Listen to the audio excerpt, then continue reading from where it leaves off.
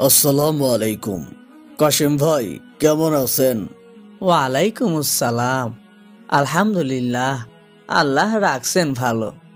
এত কাগজপত্র নিয়ে কোথায় যাচ্ছেন? কিছু জমি আছে, এগুলা নামজারি করাতে বমে বসে যাচ্ছে। ও আচ্ছা, যান তাহলে। ভাই নতুন নাকি? হ ভাই, কি কাজে আসছেন? জমির নামজারি করাতে আইছি, কিন্তু এত কাগজপত্র লাগবে কে জানতো। আরে ভাই, এখানে কাগজ ঠিক করাই তো আসল ঝামেলা। আমি আছি না, চিন্তা করবেন না। 1 সপ্তাহের মধ্যে আপনার নাম জারি করে দিব। আমার জন্য এটা কোনো ব্যাপারই না, শুধু আপনাকে একটু খরচ করতে হবে। আমাকে 5,000 দিলে নাম জারি একদম ফাইনাল। আমি আপনার বাড়িতে গিয়ে দিয়ে আসবো। আপনাকে এত কষ্ট করে এখানে আসতে হবে না। 5,000? এত টাকা কোথা থেকে দিব? না, হবে না ভাই। আচ্ছা সমস্যা নেই ভাই, আপনি আমাকে 4,000 টাকা দিয়েন। এটা শুধু আপনার জন্য, অন্য কারো কাজ আমি এত কমে করি না। আপনাকে দেওয়ার মতো আমার কাছে কোনো টাকা নেই। টাকা নাই তো কাজ হবে না ভাই। আর যদি সরাসরি অফিসারের কাছে যান, দেখবেন আপনাকে 2 মাস দৌড়াদৌড়ি করাবে, আরো কত ঝামেলা এটা সেটা। স্যার, আমার অল্প কিছু জমি আছে, নামজারি করাতে হবে। এই নিন।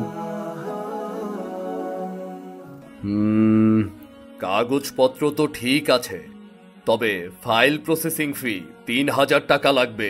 স্যার, এত টাকা দিতে পারবো না, গরিব মানুষ, জমিটাও সামান্য। তাহলে এখানে আসার দরকার নেই, নিয়ম মেনে কাজ করাই ভালো। 1 সপ্তাহ পরে আসবেন।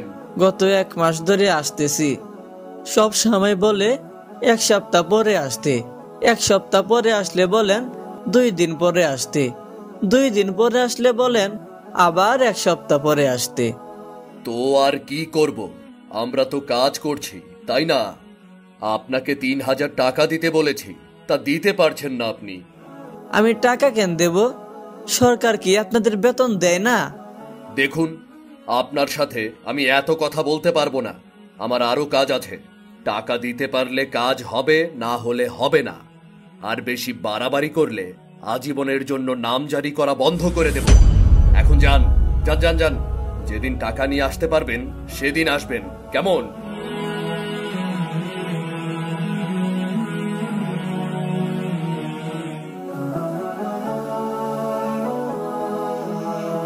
কাশিম ভাই, কি হলো?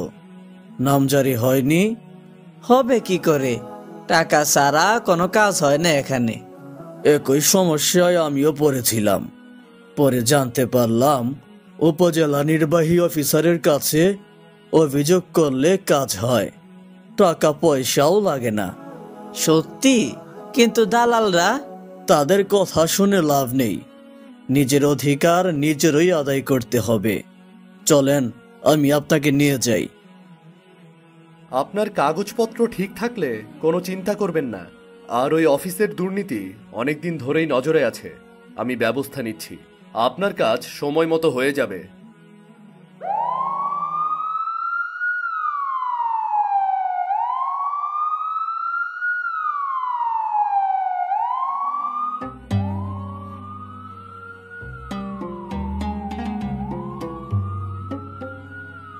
নিজের অধিকার পেতে ভয় পেলে চলবে না, সৎ পথে লড়াই করতে হবে।